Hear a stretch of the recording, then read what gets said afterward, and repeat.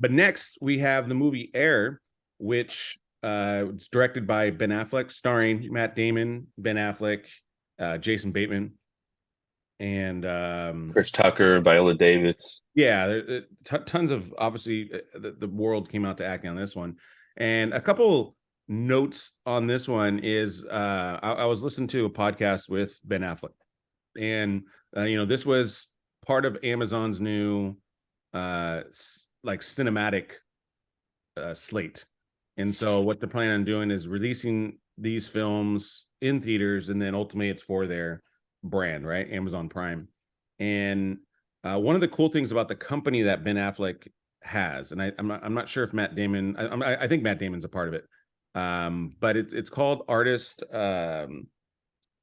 Guild or Artist Union, something like that.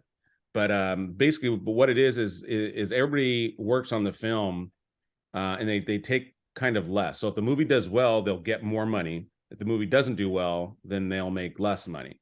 And it's Hmm. basically one of those like we're going to bet on ourselves, but they want to create something where more people are experiencing the upside of of a movie success, but then also taking responsibility for a movie's loss. So just like a company does, they want the people to have that same thing. So again, you're gonna want to put in that extra effort. You're gonna want it because your money's tied to it. So I love the concept. I just want to point that out just because again I heard it and it was just something very cool that I heard. So with that, so I'll go first since you went first in the last one.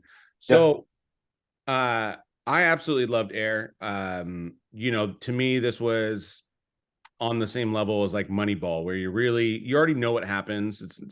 But it's watching the process and just watching how everything unfolds and the drama and the acting and all this stuff. And I think this is where the team that Ben Affleck put together, you're really seeing some of the greatest craftsmen at what they do, whether it's the screenplay, whether it's Matt Damon and Jason Bateman, Viola Davis.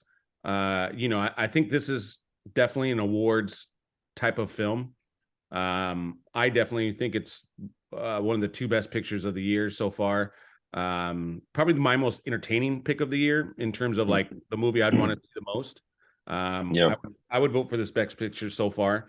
My other one was A Good Person, but this one I've already seen it twice. I want to see it again, and I just love everything about it. The acting, some of the monologues that are in it as well. It's like this one gets all the different types of feelings. Again with sports, hearing it's so funny now, especially how far we come and how big of a basketball brand is. But back then it wasn't, and so it's very cool to hear people just talk about certain names and who became big, who didn't, and but just shows you just how much of a crapshoot that game was. And I thoroughly enjoyed this film up and down.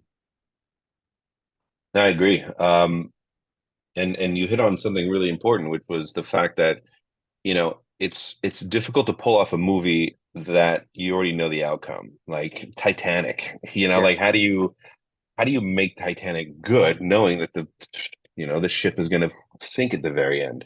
This is another example of and a testament to the writing and then the performances and then how it was put together. It's just the whole package. Like you went on this journey with Matt Damon's character, Sonny Vaccaro, who, and they were really, really conscious, I believe, because I wasn't in the writers' room with them.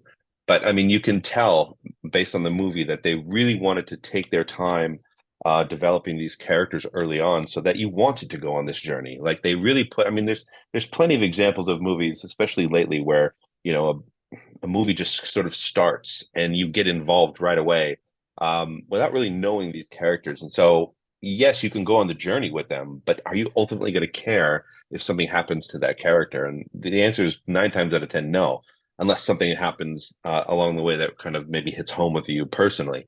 But when you write it in and are very, very conscious of making sure that those characters are developed early, and that they're strong and that you're with them, then this journey is great. I mean, it's this movie hit every beat um, to perfection that you're supposed to hit when you're telling a story, and the performances were just next level. I mean, Ben Affleck was, hilarious but without trying to be. You know what I mean? Like he just played that kind of dope executive that every one of us knows, that just makes a comment and everybody in the room, smiles and nods like, oh my God, yeah, that's brilliant. And meanwhile, they're like, what a dummy. Like, why would he say that? I Yeah. thought Jason Bateman just crushed.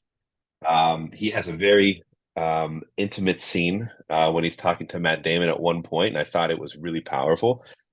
Even though it was subtle, like he wasn't doing a lot, but I mean, you could tell that he was really into um, this scene and really wanted to kind of drive it home, and I think he accomplished that. Chris Tucker, I mean, gosh, man, we haven't seen him in a bit. I thought that his character was really well done.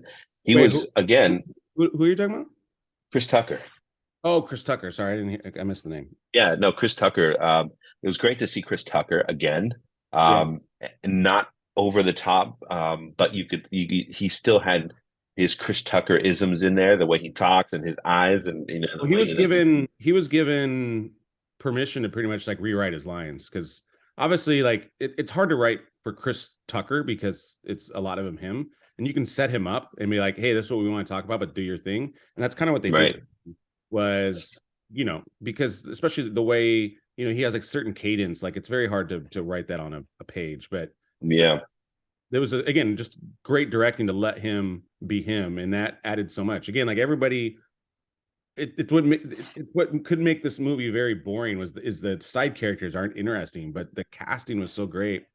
And I got to give a shout out to Chris Messina, who plays David Falk. He was in oh, the Mindy Project, such a but asshole, well, David Falk such is a jerk. yeah, David Falk is notorious, Yeah, and he absolutely nailed the character, and it did it entertaining too. Like he just got a great yeah. Those exchanges between him and Matt Damon goal. were LOL Yeah, kind of absolutely, moments. So yeah, absolutely. I would definitely give early season nods to Matt Damon for his acting, and I would give it to Ben Affleck for directing. I thought he directed a fantastic film and writing as well. It was just Yeah, beautiful. Definitely one of my favorite, if not the favorite movie of the year so far. yeah, for sure, for sure. Yeah, I mean, editing. I would throw even editing in there. I thought the editing was great. And Uh, like you said, everyone knows that Jordan was with Nike. Everyone knows the logo. Everyone knows that the shoe is worth $1 billion and he's worth $1 billion because of it. But, it really is fascinating to kind of learn the ins and outs of how things come to fruition, right? And that was the more interesting part for me because, yeah, I kind of knew the story, but and this is a movie, so it's obviously not 100% true, but for the most part, it is. I think they got sign-offs from all the people who were sort of involved in the actual real life story. yeah, Um, and I was fascinated from the beginning to the end of this movie, and thought it was really well done. yeah, Yay!